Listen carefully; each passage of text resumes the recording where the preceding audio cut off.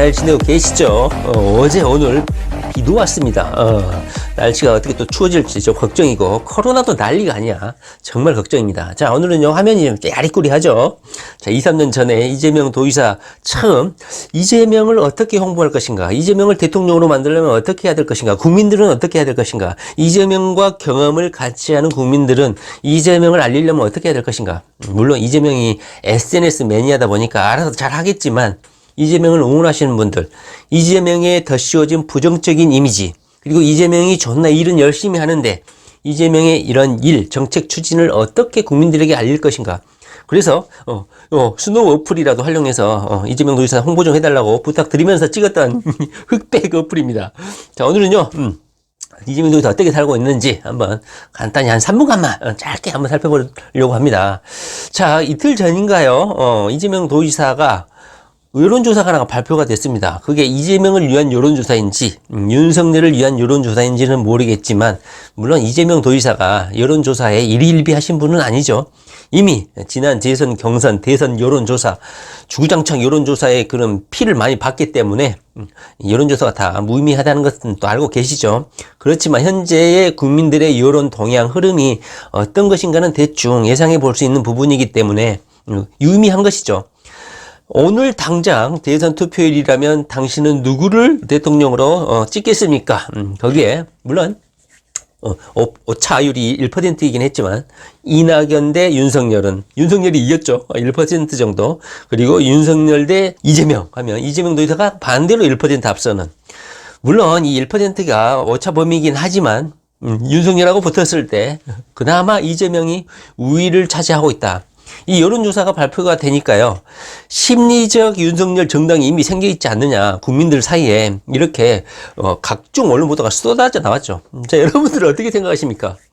대한민국 대통령 선거는 인물 중심이죠. 정당도 물론 중요하지만 인물이 어느 정도 카리스마 있고 어느 정도 창의적이고 혁신적이고 국민들에게 새로운 정책 방향을 제시해 줄 수 있을까, 이런 것이 중심이다 보니까 윤석열이 현재 문재인 정부에 대해서 약간 탄압받고 있다, 정부에 대해서 저항하고 있는 그런 이미지가 강하다 보니까 윤석열에 대해서 국민들이 불쌍해서 그런 건지 동정해서 그런 건지 아니면 문재인 정부의 신선함이 많이 떨어졌죠.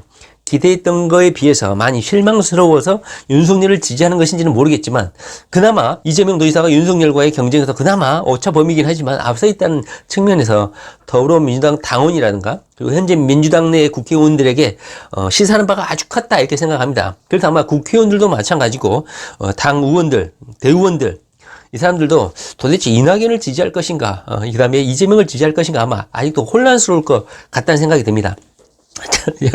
저는 이재명 도지사가 대법원에서 무죄 선고를 받고 이재명 도지사가 대통령이 되는 것은 이제 시간 문제다, 이렇게 생각이 들었는데, 저번에도 말씀드렸지만 더불어민주당 내 대통령 후보 경선 룰에 대해서 계속 공부하고 알다 보니까 찐이 좀 빠진 게 사실입니다. 이러다가 이재명 도지사가 대권 후보 초입도 들어가지 못하고 좌절하는 게 아닌가 좀 걱정이 돼가지고 약간 의기소침해져 있는 게 사실이에요. 그런데 현재 여론 지지 조사 이런 결과들이 쏙쏙 발표가 되면, 그리고 이낙연, 그다음에 윤석열, 이재명 이런 여론조사가 앞으로 계속 발표가 될 것인데, 이낙연 전 국무총리의 지지율이 쭉 빠지게 되면 민주당 내에서도 여론의 어떤 편중 현상이 이재명으로 급속히 쏠릴 가능성도 있다.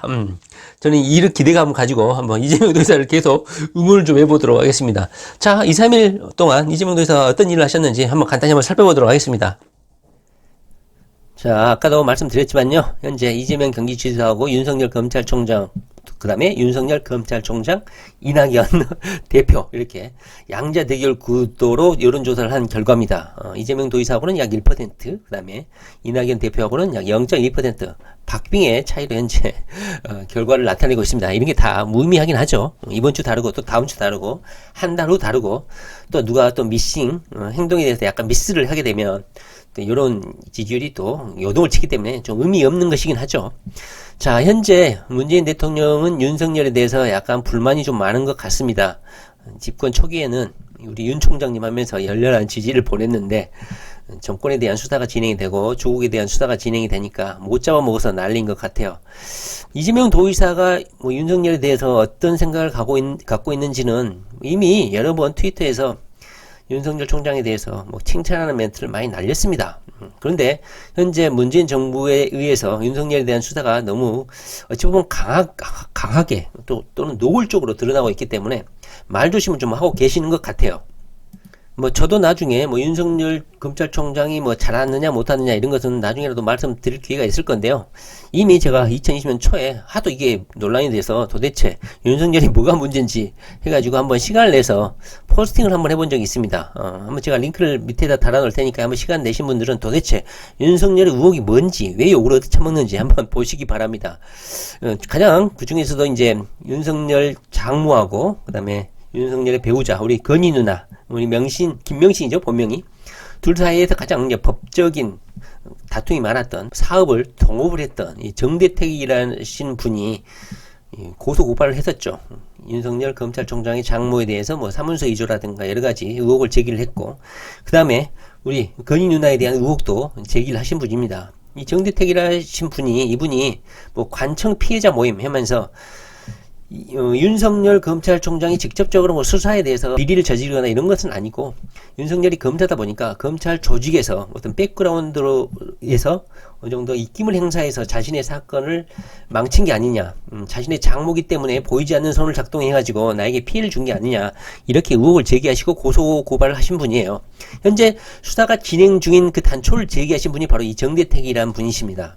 이분이 우리 건희 누나, 지금 이재명 도지사도 부인이신 김혜경 여사님 때문에 고초를 겪으셨죠. 물론 김혜경 여사님이 잘했다, 잘못했다 이것은 이제 밝혀지지 않은 문제니까. 물론 검찰에서 불기소 처분이 냈기 때문에 현재 김혜경 여사님은 현재 무고는 하지만 대중은 약간 더 의심을 하고 있고 약간 부정적인 이미지를 갖고 있는 것도 사실이거든요. 윤석열 검찰총장 같은 경우도 가장 뭐 윤석열 검찰총장 자체가 부정을 저지른 건 아니지만 장모님이라든가 부인인 김건희 여사, 김건희 누나, 건희 누나 때문에 이렇게 고생을 하고 있고 백그라운드에서 어느 정도 영향을 미친 게 아니냐 이런 의혹인 것입니다. 이 정대택이란 분이 우리 건희 누나에 대해서 이렇게 글을 쓰신 적이 있어요. 2019년도에 대학은 단국대 천안을 나왔고 2000년경에 역삼동 엠버서더 노보텔에서 결혼 수개월 후에 이혼을 했다.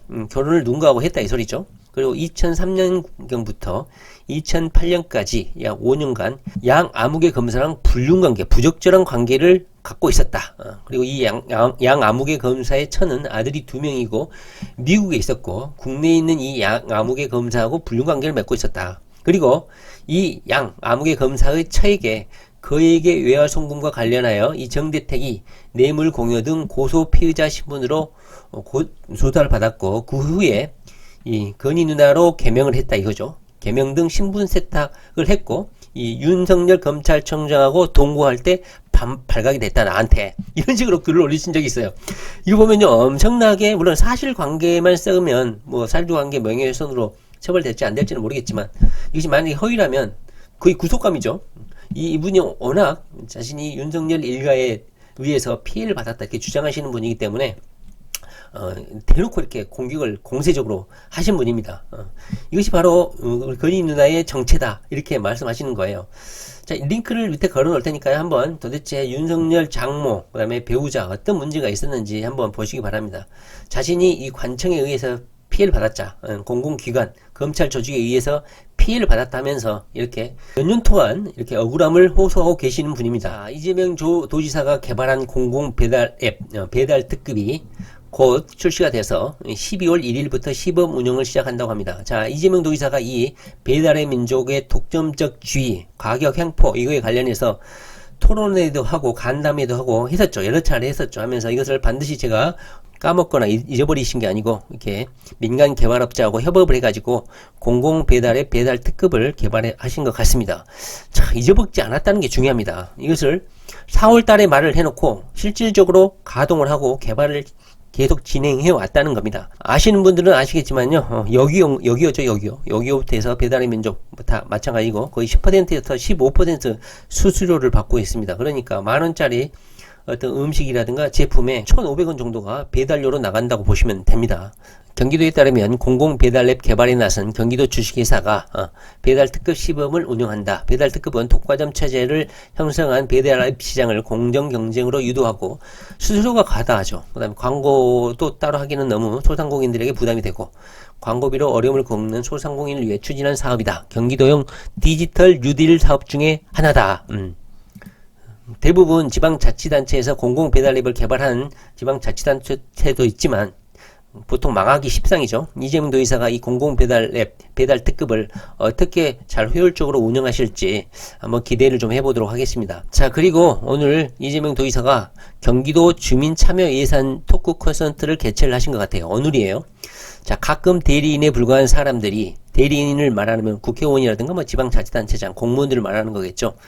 국민에게 뭘 많이 드리면 버릇이 나빠진다고 말을 합니다. 이 나라의 주인이 누군지, 재정의 부담자가 누군지 잊어버리는 것이라고 할 수 있겠지요. 주민참여예산제가 도정의 주인은 도민임을 분명히 하는 소중한 시간이 되길 바랍니다 하면서 도민들이 참여하는 예산, 도민들이 원하는 주민참여예산제를 오늘 토크 콘서트를 통해서 이렇게 개최를 하신 것 같아요.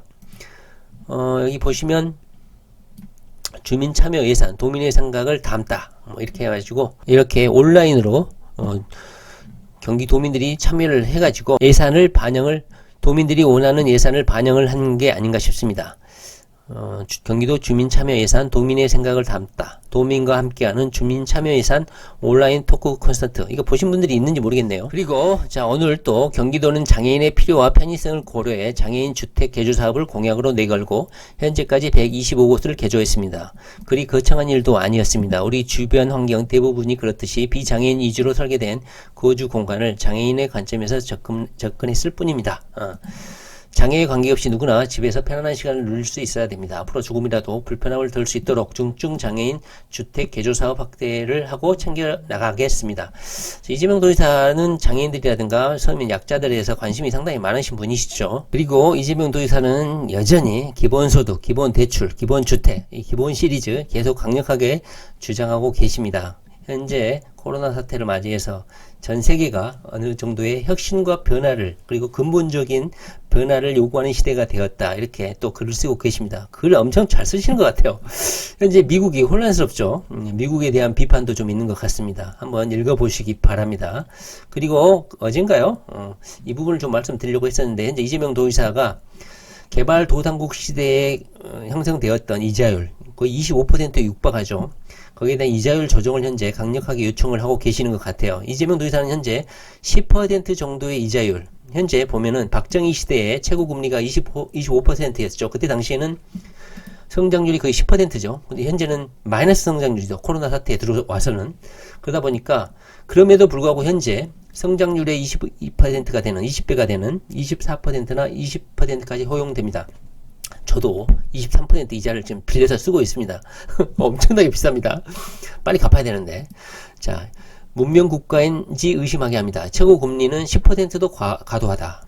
그러니까 성장률 10% 1970년대에 설립되어 있던 금리, 사채 시장이죠. 사채 시장의 최고 금리가 25%였는데 그로부터 50년이 흐른 이 상황에서도 아직도 20%, 25%다 이 말입니다. 그래서 이재명 도의사가 10%도 과도하다, 낮춰야 된다. 그리고 국민들에게 기본 대출을 해줘야 된다. 이런 식으로 계속 주장하고 있고, 이 기본 대출과 관련해서는 다음에 한번 말씀드려보도록 하고, 그런데 겨우 이재명 도의사가 계속 강력하게 드라이브를 거니까 이번에 국회에서 당정에서 이자율을 4%를 낮추겠다. 현재 24%인 고유율을 20%까지 낮추겠다. 이렇게 찔끔 낮추니까 이재명 도지사가 그나마 환영을 하지만 아직도 멀었다. 이렇게 비판하고 계신 것 같아요. 국민 기본 대출을 간단히 살펴보면 이렇게 말씀을 하고 계시는 것이죠. 최고 24%의 고리대금 이용자 약 200만 명의 평균 매출액이 약 800만 원이고 평균 금리는 20%다. 200만 명 정도를 상정하고 계시는 거예요. 어려운 사정에 계시는 분들을, 이들을 포함한 국민 모두에게 최대 1,000만 원을 연 2% 장기 대출 기회를 주는 경우 그 손실을 연간으로 분산하면 매년 부담액은 크지 않게 된다. 복지와 대출 사이에 제3의 형태인 복지적 대출, 대출적 복지도 있다. 그러니까 이재명 도지사는 이 대출을 복지적 관점으로 접근하겠다 이렇게 보시는 거예요. 이 부분에 대해서는 뭐 도덕적 해이라느니 여러 가지 비판이 있는데요. 이 부분은 좀 더 깊게 좀 살펴볼 필요가 있다 이렇게 생각이 듭니다. 오늘은 여기까지만 좀 살펴보도록 하겠습니다. 다음에 기본 대출에 대해서 한번 공부를 좀 해보도록 하겠습니다. 그리고 뭐 공정경제 3법이 후퇴하고 있다. 이 부분도 지적을 하고 계시는데요. 상당히 전문적이고 난해한 부분일 수도 있는데 이렇게 장문의 글로 도민들이 이해할 수 있도록 풀어서 써주고 있습니다. 한번 읽어보시기 바랍니다. 공정경제 3법이 뭔지. 문재인 대통령도 그렇게 국회 시정연설에서 말씀을 하셨나 봐요. 문재인 대통령을 또 옹호하고 또 서포트를 좀 해주고 계신 거죠. 공정 3법이란 무엇이냐? 상법, 공정거래법, 그리고 금융감독그룹법을 말합니다. 이 기업의 지배구조 개선을 위한 상법 개정안 외에 공정거래법 개정안은 공정거래위원회의 전속고발제를 폐지해 피해자에게도 불공정거래 행위에 대한 예방 및 금지 청구권을 부여하고 있다. 그러니까 고발권을 공정거래위원회뿐만 아니라 국민들에게도 피해자에게도 부여를 하겠다. 이건 것 같아요. 재벌기업의 자회사 규제 대상을 총수 일가의 지분율 30% 이상, 대기업 상장사의 20% 이상으로 낮춰서 대상 기업을 확대해 재벌기업의 문호발 확장과 일감 몰아주기를 규제토록 하고 있습니다. 혁신기업의 성장과 경제활력을 불어넣을 것으로 기대를 합니다. 금융그룹 감독법을 또 언급을 하셨는데 자산 규모 5조 원 이상이면서 금융사 2개 이상을 보유한 대기업이 계열기업에 쉽게 돈을 빌려주는 것을 감독해서 함께 부실해지는 것을 막자. 그러니까 대기업이 계열사 기업에다가 돈을 함부로 풀어가지고 모기업과 자사기업, 계열기업이 모두 함께 부실화되는 것을 감독하고 방지를 해야 된다. 금융그룹 감독법을 만들어야 된다. 이렇게 주장을 하고 계시는 것 같아요.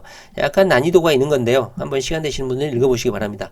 이재명 도지사 경기도정 업무뿐만 아니라 좀 국가 전체에 영향을 미치는 공정경제 3법 이런 자신의 소신을 계속 또 드러내고 계십니다. 자, 뭐 이재명 도지사는 뭐 지지율을 발표라든가 이런 거에 일희일비하지 않고 끝까지 도민들의 입장에서 도민들의 의견을 반영해서 국민의 대리인으로서 성실하게 일을 하고 계시는 것 같습니다. 이재명 도지사 이런 순수한 마음이 반영이 돼가지고 대권 후보로 민주당 내에서도 급부상할 수 있기를 한번 기대를 좀 해보도록 하겠습니다. 자, 이재명 도지사 하이트 파이터.